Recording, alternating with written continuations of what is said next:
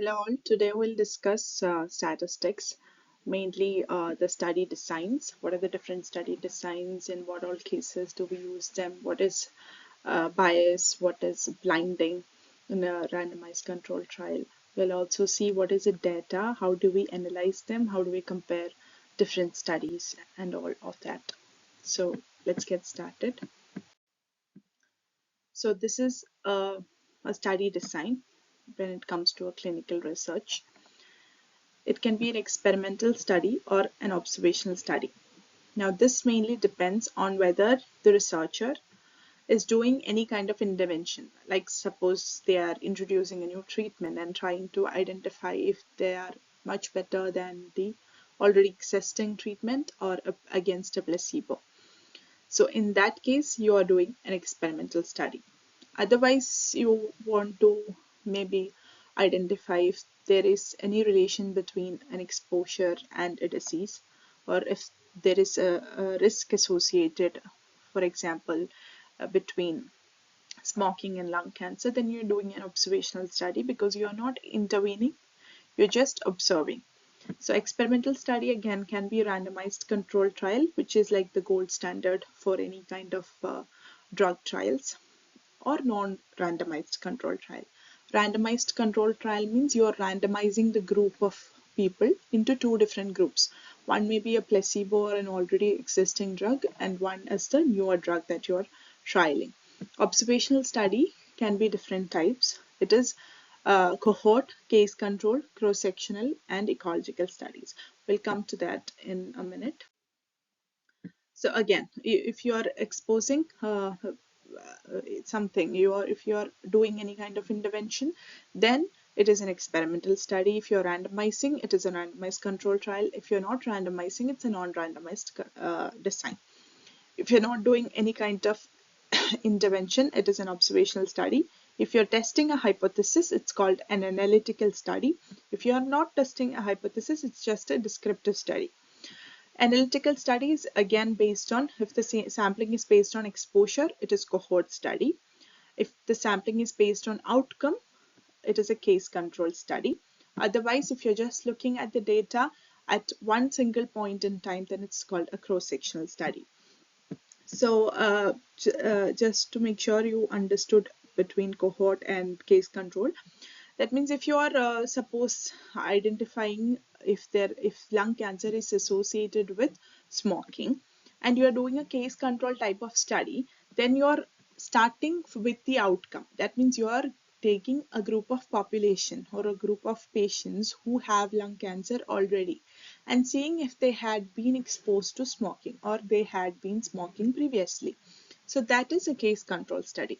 Now you can do the same thing in a cohort. How do you do that? You take the exposure first. That means in a group of smokers, you are following them up prospectively or retrospectively you can do, but usually prospectively when you're following up for say 10 years, you are seeing how many of the smokers develop lung cancer. So that is a cohort type of study. You're starting at the exposure and leading them to the outcome. But for case control, you are starting at the outcome and seeing if they had been exposed previously. But for cross-sectional, you are just looking at one point in time. Say, for example, in a hospital, from the data, you are just seeing how many of the lung cancers had maybe any kind of maybe age. So at that point in time, if there was any relation that you're looking, that is a cross-sectional study. So cohort can be retrospective or prospective. So the ideal cohort could be a prospective study. So it's taking long time and it's very costly also. What we are identifying at the end of the study is called a relative risk. We'll see how do we calculate that. When it comes to case control, we're calculating the odds ratio. We'll find out what is an odds ratio and what is the relative risk, which we had calculated in for a cohort. We are starting with a rare disease and looking for the exposure and trying to establish that connection. There can be recall bias. We'll talk about bias also in the coming up slides. So let's take an example of lung cancer with smoking. So if you are taking the disease as lung cancer and smoking as the exposure, and starting with the disease, we go in about the case control study. If you're starting at the exposure and then following up the patients to see how many of them had developed lung cancer over the years, then it's a cohort study. So you can do the same thing to establish the same connection or with the same null hypothesis. You can go in about two different kind of study. One is looking at mainly the exposure to see if that has led to this, and one is looking from the end point, seeing whether there had been exposure in the past. So in case control, you're doing an odds ratio. So what is an odds ratio? That is a ratio of odds. Okay, it is the ratio of odds. Just think like that. And whenever we are doing a ratio, we take the case first divided by the control. Okay, so here A is the number of people who had lung cancer, also had been smokers. B is the number of a person who does not have lung cancer but they had been smokers. C is the number of person who have lung cancer but they have been non-smokers. D is the number of person who are non-smokers and they have no lung cancer. So what are the odds of uh, getting what are the odds that the patients with lung cancer are smokers? Because from the case control point of view, you are looking from the end of disease. Okay, so odds of disease versus odds of not having disease, and among that, who are smokers, who are non-smokers, that is the main question. Okay, so don't get confused. You are mainly focusing here from the case control. Okay, so odds of people who had lung cancer for being smokers. Okay, that is what A by C means.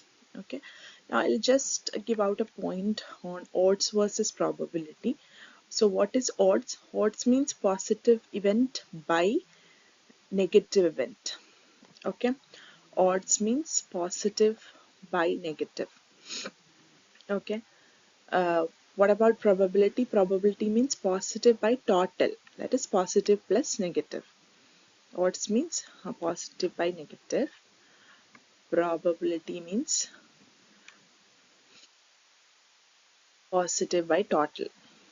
Okay, just keep that in mind. We'll get to the examples of odds and probability so that you get that clear. So that is positive by total. Instead of negative, you're looking at the total value.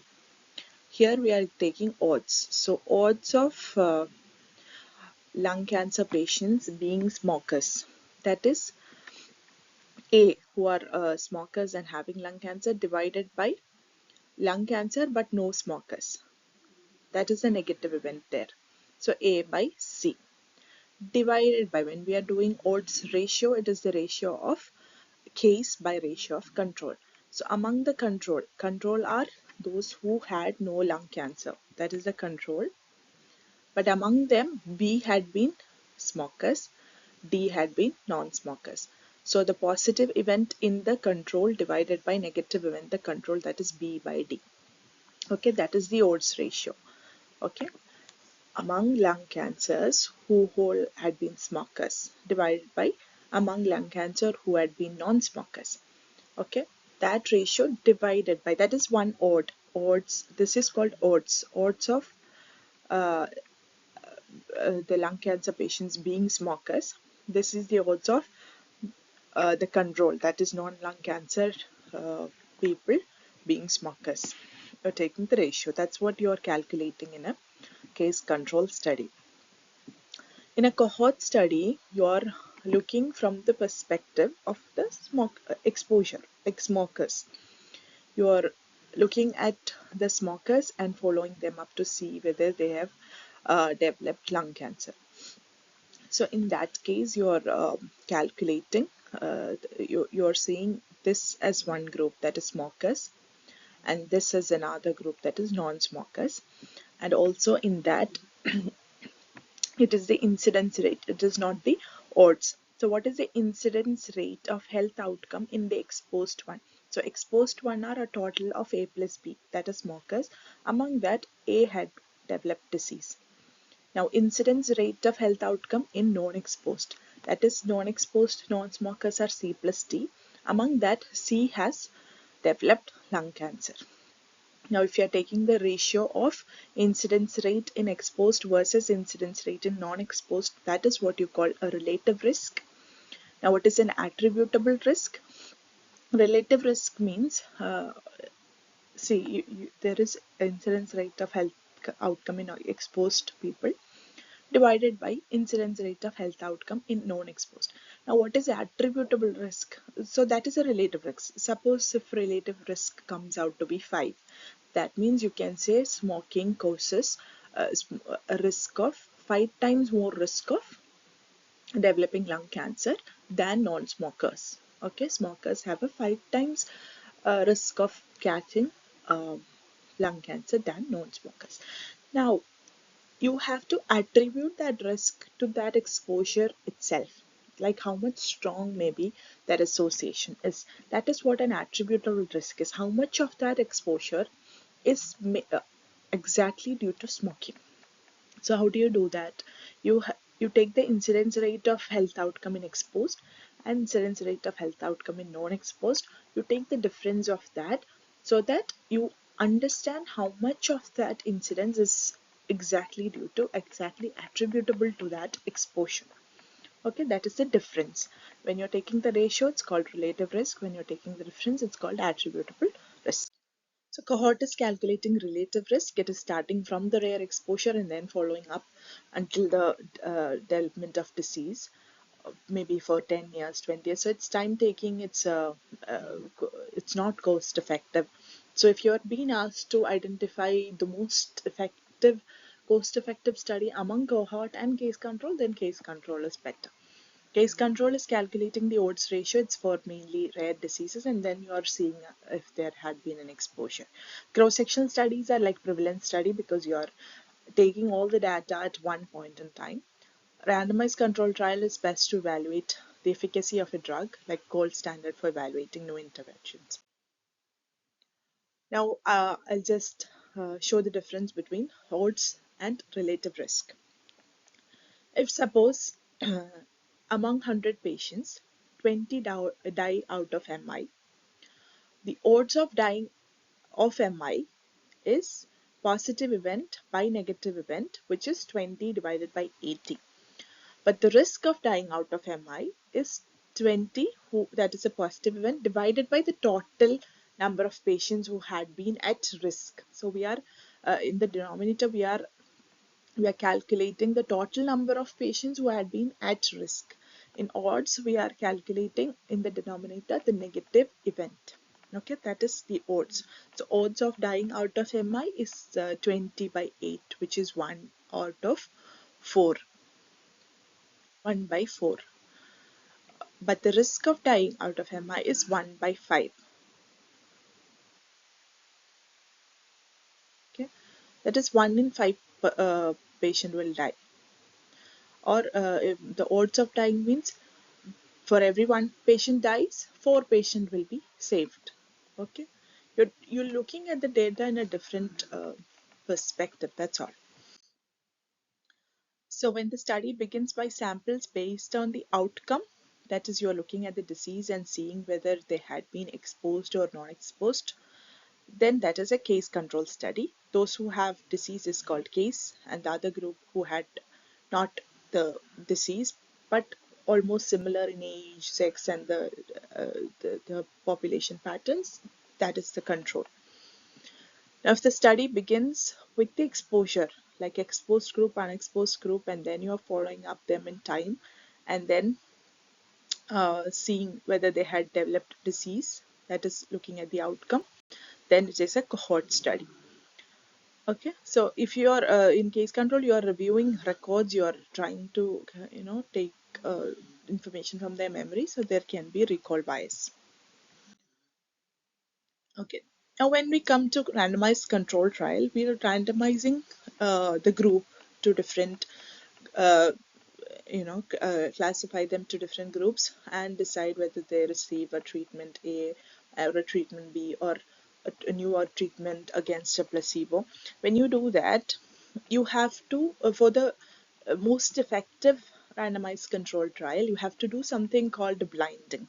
Now, blinding means that the keeping the trial participants, the investigators, and the assessors, that is the one who are collecting the outcome data, who are comparing the data, unaware of the assigned intervention, so that they are not influenced by that knowledge. There is no like when you have that, when you know that a person has been given the newer treatment, you will try to probe into them to see if there had been a positive outcome. Or if when you know that the person has been given a placebo, you will try to, divert the information towards towards saying that the placebo had been less effective, or or your treatment had been superior. So in order to cut out that bias, like the interviewer bias, you are unaware whether that person has received placebo or treatment. That person will also, they will know that for sure that they are undergoing in a randomized control trial, but they will not know whether they had been given the newer treatment or the placebo. Okay. So they prevent bias at several stages of a trial. Okay. So this is a single blind study where only the participants are unaware of whether they had been given placebo or a newer treatment. The researchers and data analysts know that. A double blind, or more accurately, a triple blind study is when the participants, the researchers, and data analysts are unaware of of whether a person has been receiving, say whether person A has been receiving the newer treatment or placebo. We'll come to bias. These are certain named biases and the important ones. We have many bias. That is when you have a certain favor of your preceding knowledge and you divert that knowledge, there is something behind in your mind, so that when they say, like when you're collecting data, it influences you unknowingly. That is what a bias is. You're favoring towards a particular information. Now, Bergsonian bias is when we are taking in a case control study, when you are using hospitalized control, because hospitalized people may not be representative of the population, because the hospitalized patient would be more severe. Okay, they're not representative of a whole population who had the same disease. So that is what Bergsonian bias is. Non-response bias is when participants differ from non-participants in a study, that those who volunteer may be more healthy. Okay, so those who are not responding to the study, that is the non participants, differ from the participants. The participants would have been healthy. That is why we come at a conclusion which is not that significant, because that is not representative of the population. Loss to follow-up bias is when you're following up maybe in a cohort study, many people drop out, and the dropout would be different from the ones who stay. Information bias is when the way in which information is collected about study participants is inadequate. Recall bias, like we told, like in a case control study, when you are asking that whether you have been exposed to this risk factor, they may incorrectly recall uh, their exposure. Interviewer biases, when the interviewers are unblinded. This bias is mostly taken away by blinding. That is why we are blinding in randomized control trial. So interviewer biases, when you are not blinded, you favor your knowledge. You favor the outcome based on your preceding knowledge. Like, this husband has been a smoker, so you have to establish that they have they are going to develop some kind of a disease. Okay, so that is the interviewer bias. Observer bias is when knowledge of exposure status like race, gender, biases towards a diagnosis. Okay, then there are so many other bias, like these are the type of selection bias. Sampling bias, like when the sample isn't representative of the target population. Like we told about the Bergsonian bias, when the control was hospitalized patients. Attrition bias is when many participants drop out towards the end of the study, so that whatever has been the representative group initially is no longer a representative group. Survivorship bias is when only successful observations are studied, ignoring those that did not succeed. Okay. Recall bias, we told about it. Non response biases, when certain individuals don't respond to surveys, the result reflect only the views of those who have responded, and those who have responded might have been healthy. Self-selection bias, when individuals volunteer to participate, it leads to over-representation of more engaged or motivated users. Undercoverage, when some members of the population are inadequately represented in the sample. Okay, again, there is selection bias, response bias, there is voluntary response bias, non response bias, wording bias. Like survey question is worded in a way that the person is compelled to give answer in a certain way. Measurement biases, there is some sort of error with the instrument being used to measure and record information. Again, publication bias is like some studies may not go published, but they would have a different uh, study outcome than the ones who had been published. Time lag biases, like early detection, um, no, lead time biases, early detection leading to a prolonged uh, life expectancy. But in actual thing that they've been just diagnosed earlier, so that leads to a false information that there is a increase in mortality, increase in survival. So that is lead time bias and other bias. What is time lag bias? Time lag bias is rapid or delayed publication of research findings depending on the nature and direction of the result. Location bias, based on the publication of research findings in journals with different ease of access or levels of indexing in standard database, so that also influence the result. Language bias, publication of research findings in a particular language depending on the nature and direction of the result. Okay, then there is again multiple publication bias, outcome reporting bias. Okay, the main ones we have discussed: Bergsonian recall, non-response, interviewer bias, lead time bias. Okay, Bergsonian was in hospital when the control is hospitalized patients. There is something called Hawthorne bias. That means the control, like the participants in the study, know that they've been watched. So that, you know, maybe like smokers, if you're doing a cohort and you're taking smokers and they know that they've been watched, so they change their pattern of behavior, so that lead to a different outcome. There is something called confounding. So confounding, will understand it with a simple example. So we know increased smoking lead to increased lung cancer.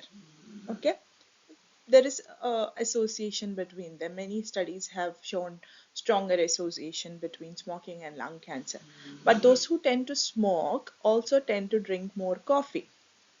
Okay, so the coffee drinking is actually a confounding variable, which actually doesn't lead to increase in lung cancer. But since increased coffee drinking is associated with increased smoking, it may seem that increased coffee drinking lead to lung cancer. But in effect, it is only a confounding variable. So you have to identify the confounders uh, to before you commit on a relationship between the confounding variable and the final outcome. Now there is different levels of evidence. Like in order to establish uh, the, the relationship between say an exposure and outcome, you have to have some levels of evidence. Like meta-analysis is level 1 evidence. Systematic reviews and meta-analysis. Meta-analysis means you are analyzing different uh, data from different already published randomized control trial. That is meta-analysis. That is stronger evidence. That is level 1 evidence. Then level 2 is randomized control or double blind study. Level 3 evidence is case control cohort study, then case control study. Uh, Level 4 is uncontrolled cohort study and case series. Okay, level 5 is expert opinion, case report, personal observation. Okay, the foundational evidence is in animal research, in vitro research and all. So usually the question asks which is the level 1 evidence, like the strongest evidence. It is coming from the meta-analysis. Now we'll come to data. So that was about different types of study, what we are calculating from them, what is blinding, what is bias. Now we'll see what is data. So all of the information that is coming out of your study is called data. It can be qualitative data or quantitative data. So qualitative, you know, that is they are not numbers. Quantitative, you have quantity. You have different numbers. So quantitative again is categorical or numerical. Numerical again can be discrete or continuous. Continuous like you have BP measurements. So there's one to, you can have 80, 81, 82, 83, you know, DBP and systolic blood pressure. Discrete variables means they are discrete numbers which will be uh, assigned. Categorical can be nominal or ordinal. Nominal is your uh, sex, like female, male. Ordinal means like a degree of order, like first, second, third, etc. Now, when we are classifying the data and we have to establish the statistical significance of the data. That is established by calculating p-value.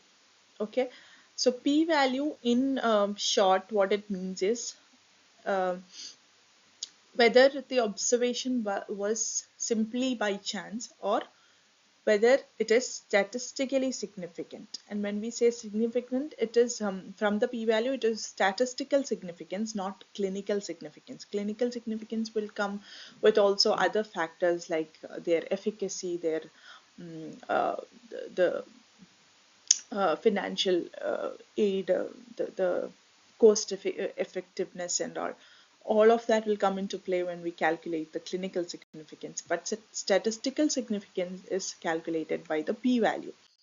So if the p-value is more than zero point 0.1, that means no evidence against null hypothesis. So what is a null hypothesis? Null hypothesis is something that you start the study with. It's called an H0. So suppose if the smoking and lung cancer, your null hypothesis would be smoking has no association with lung cancer, and you have to go against the null hypothesis to establish an evidence. So if the p-value is higher, that means there is no evidence against null hypothesis and null hypothesis will stand true, and you will have to commit that smoking is no way associated with lung cancer. But as the p-value becomes smaller, like less than 0.001, that means the fact that you have your study commits a relationship is not by chance. There is only uh, this much chance, that is 0.1% chance that your study is committing a relationship only by chance. That means it has a stronger evidence against null hypothesis and your null hypothesis goes invalid, and you have to commit that there is a relationship between smoking and lung cancer. Okay, So as the value becomes higher, the evidence against our hypothesis becomes weaker. So on average, we say the the p-value has to be less than 0.05 to 0.01. That means there is only 1 to 5% chance that this is only by chance. That means there is actual relationship between the exposure and the outcome. So this is about the p-value. Now, this is a normal distribution. Normal distribution means the mean, median, and mode is same. So there is a symmetrical distribution around the mean. Okay, so we'll try to understand what is mean, median, and mode. Suppose we have six numbers: 2, 3, 3, 4, 5, and 6. Now we'll calculate the mean, median, and mode just to understand what it all stands. So the mean means sum of all numbers divided by the number of data. So 2 plus 3 is 5, plus 3 is 8, 8 plus 4 is 12, 12 plus 11, that is 23. Okay, so the mean is 23 divided by total. We have 6 variables, so 23 divided by 6. So how much is that? So that is 3 point something, right? 24 by 6 would have been 4. That will be 3.9 something. Now, what is the median? Median means the middle value. So if you arrange them in order, in ascending order, that is from lowest to highest, the middle value will be your median. But if the number of observations are even numbers, like suppose here there are 6 numbers and 3 and 4 lies in the middle, then you have to take the mean of this numbers or the average of this numbers, that is 3 plus 4 by 2 by 2. So that is 7 by 2, which is 3.5. Okay, that is the median. Now what is the mode? Mode is the observation that is recurring so many times. Okay, here 3 is happening twice, so the mode is 3. Okay, so in my example, this is not normal distribution because mean, median, mode are different. Okay, here mean is more than mode, more than mean, more than median, more than mode. Okay, so here in my example, mean was more than median than mode. Now this is called a positively skewed distribution. Okay, if they are all same, it's called normal distribution. That is, the data is clustered or more data is happening around the mean. Okay, if otherwise like mean more than mode, median more than mode, it's called a positively skewed distribution. Now there is something called accuracy and precision, just so that you know, will tell what those terms stand for. Accuracy, precision, or reliability. So accuracy means if suppose we are targeting a dart and we are hitting at the center itself, that is accurate. That is, accurate means close to the result, actual result. Close to the actual result is accurate. So if you are hitting here, it is accurate. Okay, now what is precision? Precision means if you're repeating, or precision is almost similar to reliability. Like if you're repeating a test 10 times and you're getting repeatedly the similar result, then it's called that test is reliable or precise. That means that shows no relationship with the actual value, but it shows that the repeated values are similar. So you may not be hitting at the target, but you're hitting, every time you hit, you're hitting somewhere closer. Every observation is almost similar. That is called reliability or precision. When a data is more accurate and more precise, then it becomes more significant. Okay, this is a positively skewed distribution where the mean is greater than median greater than mode. A negatively skewed is when just like this, opposite. Okay, so sorry, that comes about a normal distribution. So negatively skewed means it is like this. The mean will be around here. This is the most observations, which is the mode, and this is the median in between them. So here the mean will be less than median less than mode, that is negatively skewed distribution. Now what is standard deviation? So you have a mean that is at the center of the observation, and in a normal distribution mean and median and mode are all same. Now standard deviation means how much is the measure dispersed around its mean. Okay, it is calculated as the square root of variance. So standard deviation is equal to root of variance. Root of variance. Okay, how much is the data dispersed around the mean?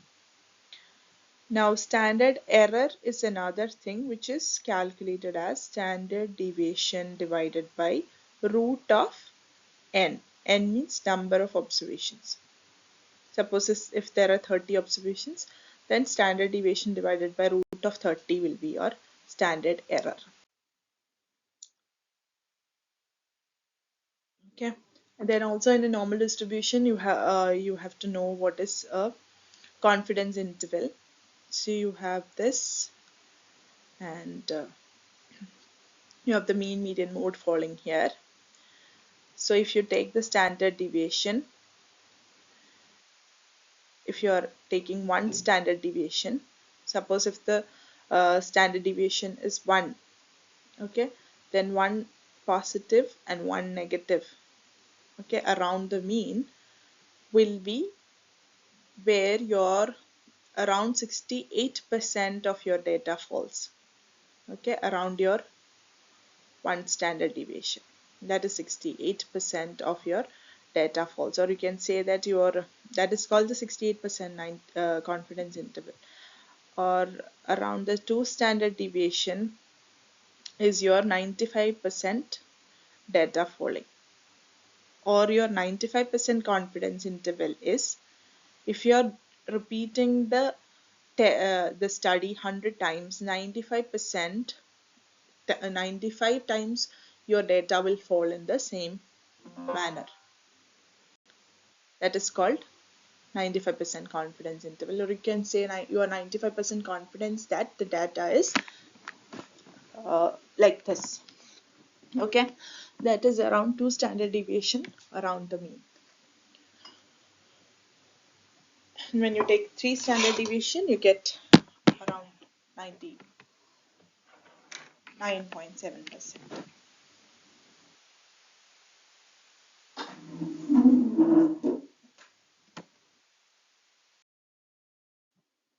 This is what we've been talking about around the mean. If you're taking one standard deviation to either side, that is where your 68% data falls. 2 standard deviation around the mean is 95%. 3 standard deviation is 99.7%. Usually they ask questions regarding 95% confidence interval. Okay, so now we'll try to understand what is sensitivity and specificity. So you have disease, and you have a group where there is no disease, and you're trying to test to identify whether they have the disease. So sensitivity and specificity would tell regarding a test, how sensitive the test is or how specific that test is. So if the test positive, that is called A. In the disease, how much that test has taken out, that is A. Now the test has become positive, but there is no disease, that is a false positive, is B. Now the test has came out negative, but actually they are diseased, that is false negative. And the test is negative as well as there is no disease, it's a true negative.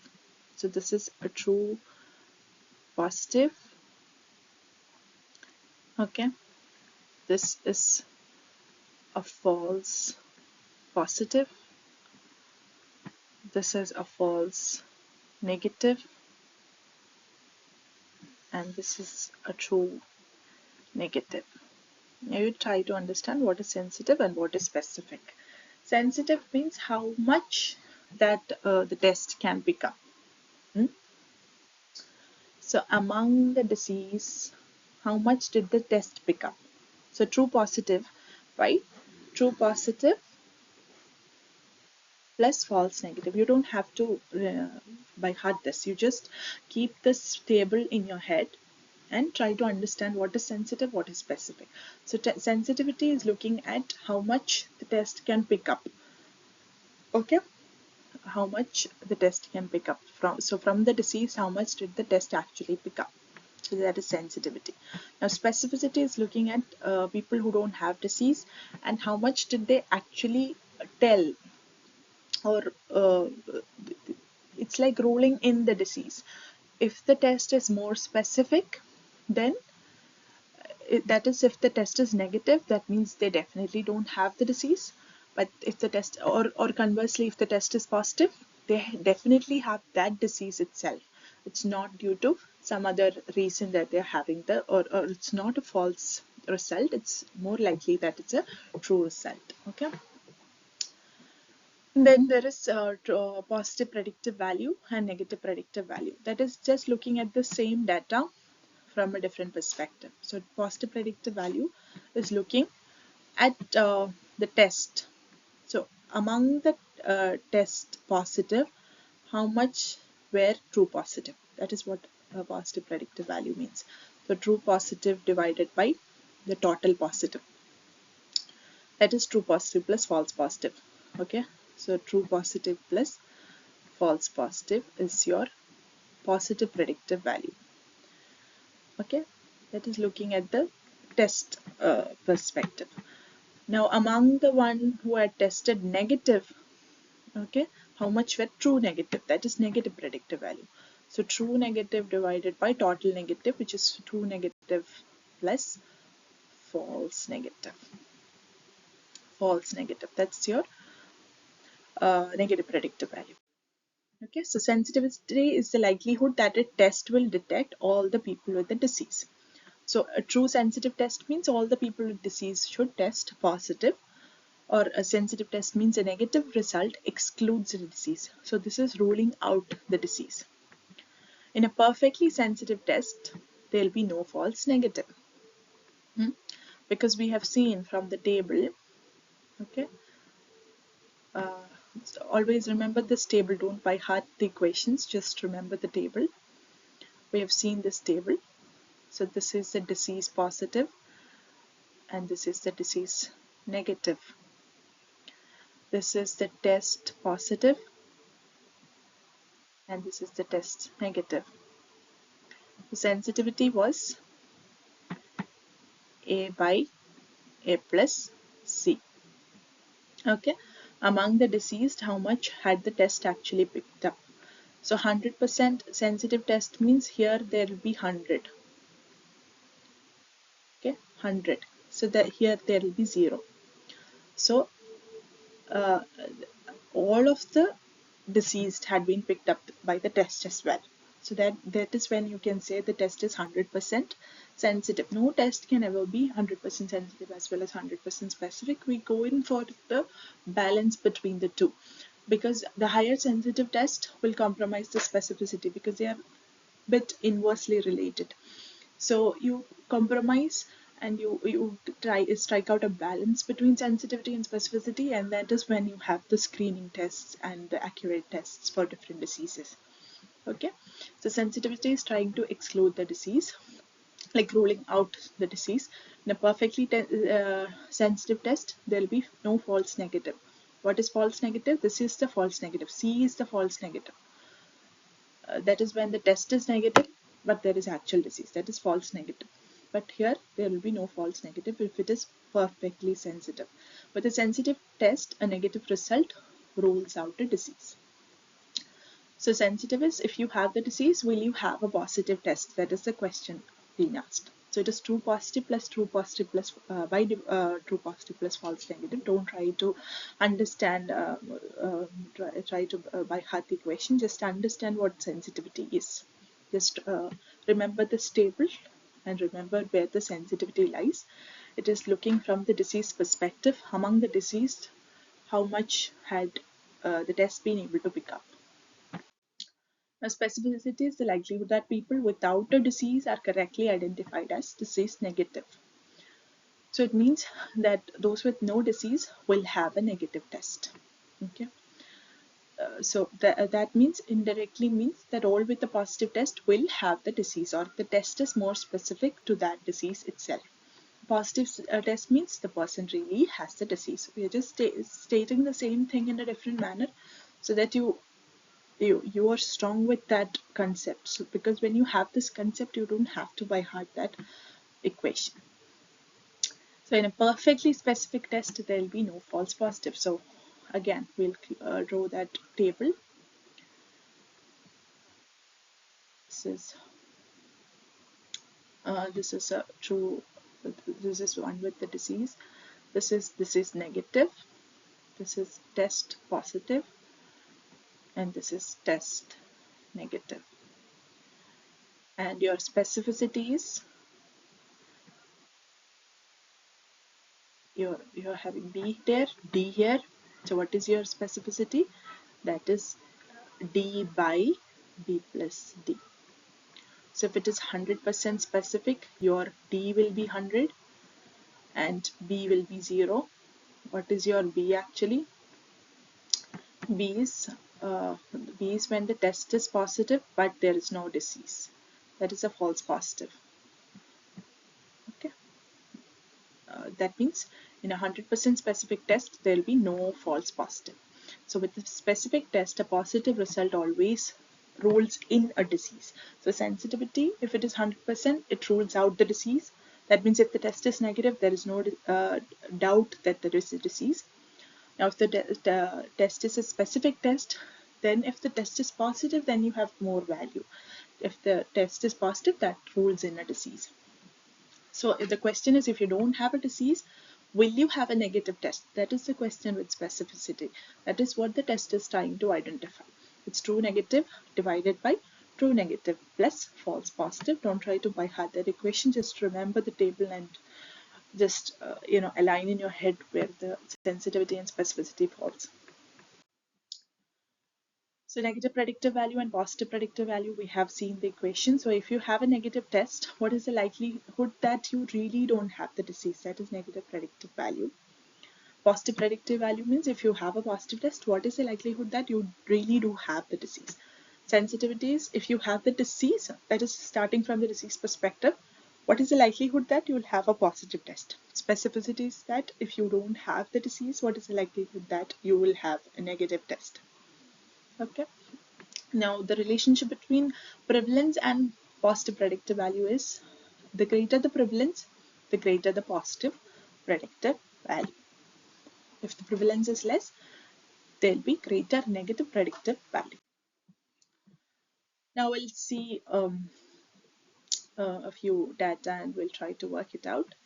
A study investigates a new drug to prevent heart attacks, and the result is, with the new drug, 2 out of 100 patients had a heart attack, that is 2%. In the control group, 5 out of 100 patients had a heart attack. We'll try to identify what is absolute risk, what is relative risk, what is absolute risk reduction, what is relative risk reduction. Okay, so this 2% is the heart attack rate in the newer drug and no drug. So this is actually the risk in treatment group, that is 2%, which is the absolute risk in treatment group. 5% is the absolute risk in control group. So what is the absolute risk reduction? That is the difference between the control and treatment group, which comes out to be 5 minus 2, 3%. Okay. So absolute risk reductions means just as the term suggests, it's an absolute difference between their risk. So here it comes out to be 3%. Now, what is relative risk reduction? That means how much percentage of mortality or heart attack has been prevented. Okay, so that is the difference between the heart attack in different group in relation to the control group.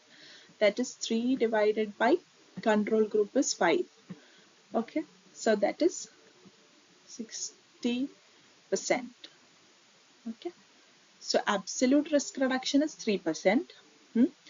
But you have, when you're extrapolating that to a bigger group, how much percentage reduction is there?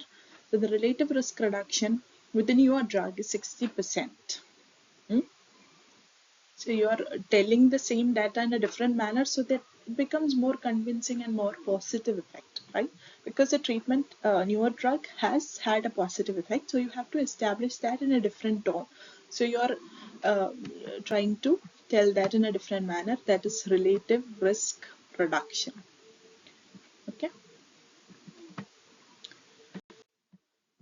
So in that example, absolute risk is in control is 5%, in treatment group is 2%. So the probability of heart attack in each group, that is called the absolute risk. Absolute risk reduction is the difference between the two.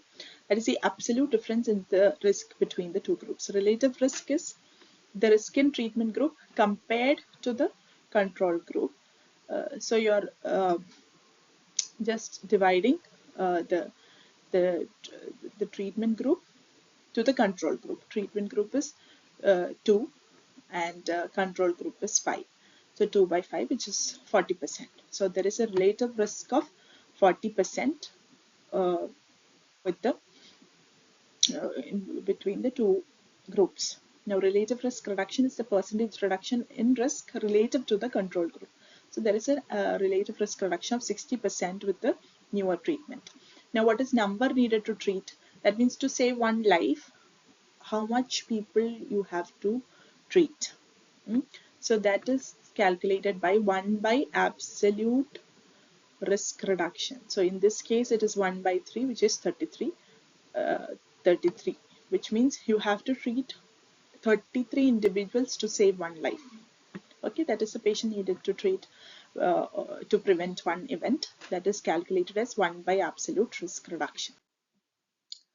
Relative risk reduction always seems to be a much larger number.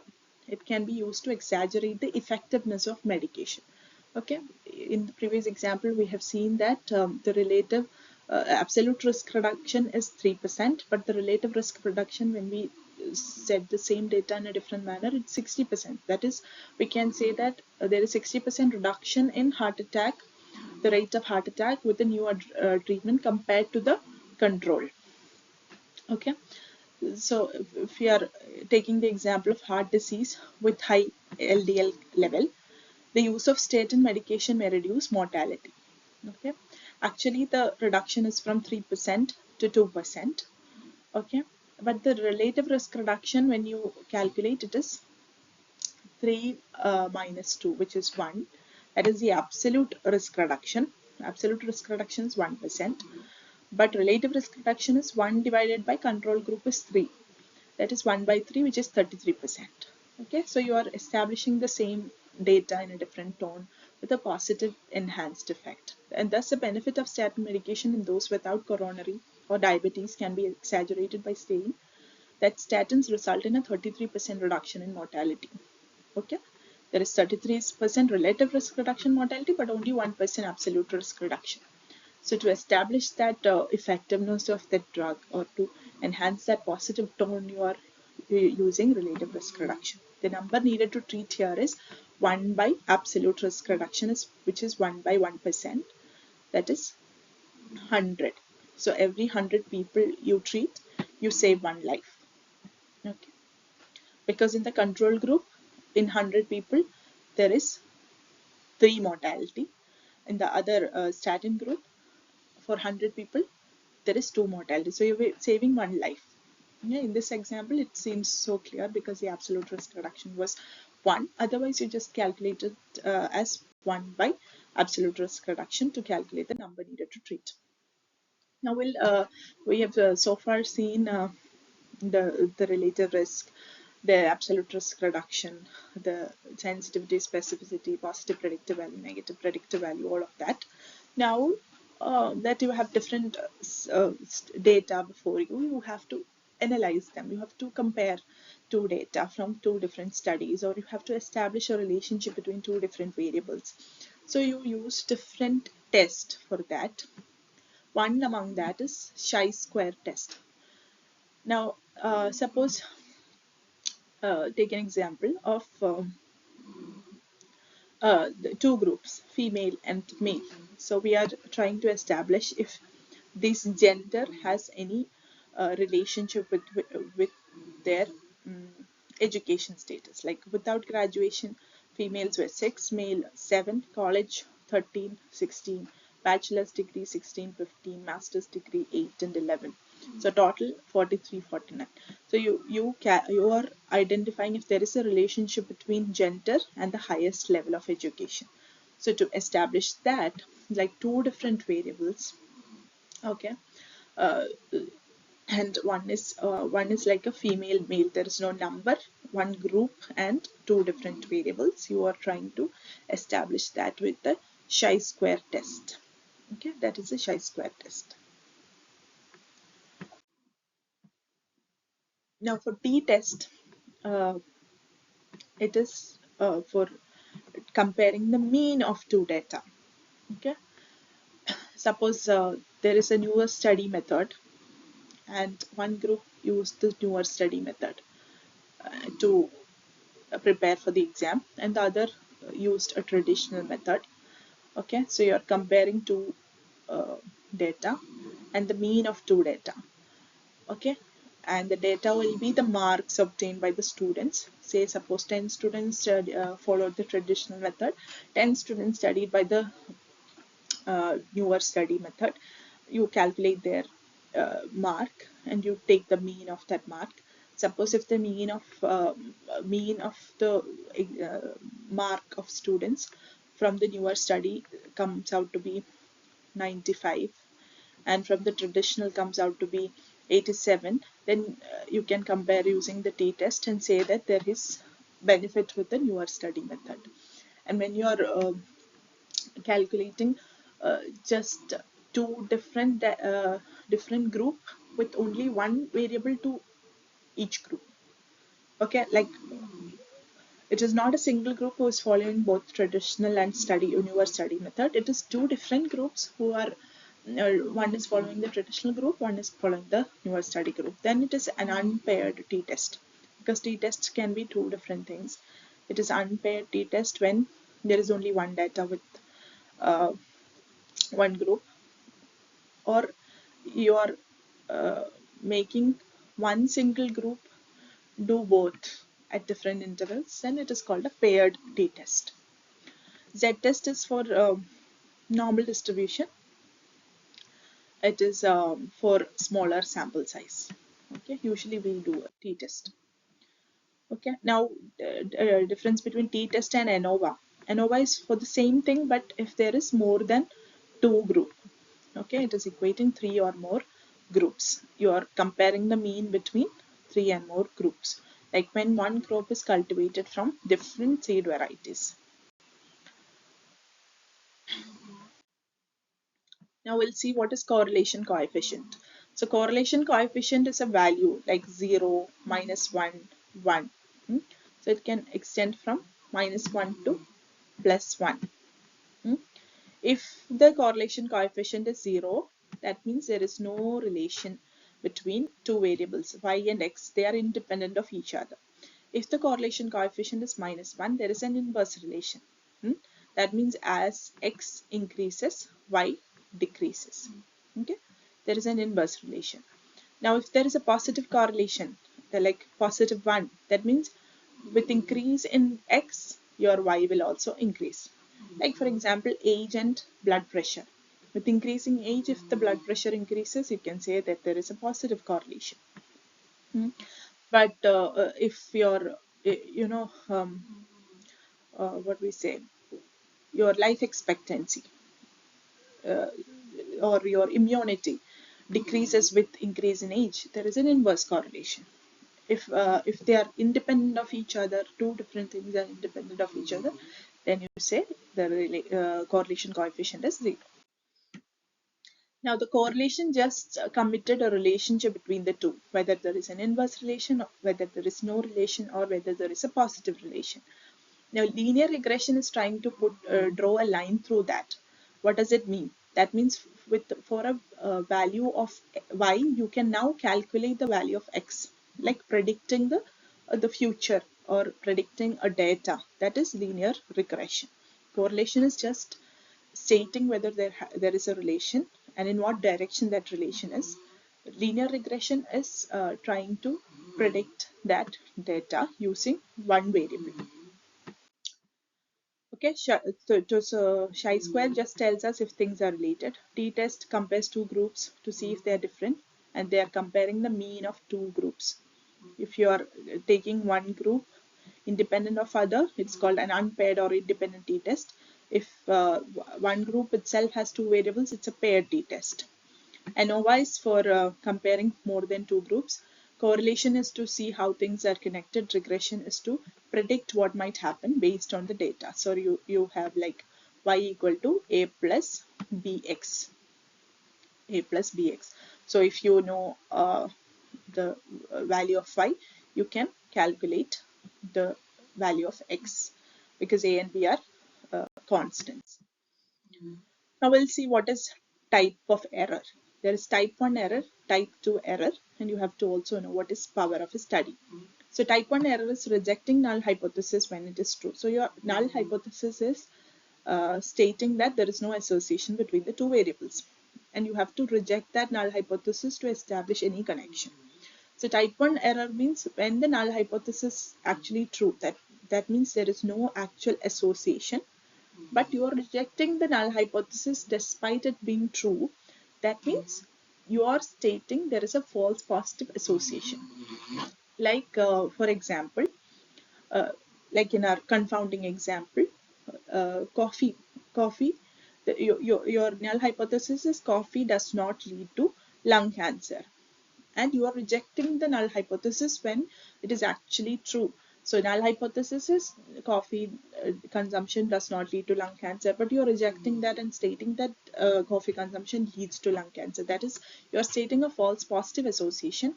That is called type 1 error or alpha error. Type 2 error is accepting null hypothesis when it is false. Suppose you are stating smoking does not lead to lung cancer. That is your null hypothesis. But that null hypothesis is actually false. But you're, despite being false, you're accepting that. That's called the false negative association. It's called a beta error. Now, power of study is calculated as 1 minus beta. That means correctly rejecting null hypothesis when it is false. Okay, that is correctly stating the association, and there is power of that study.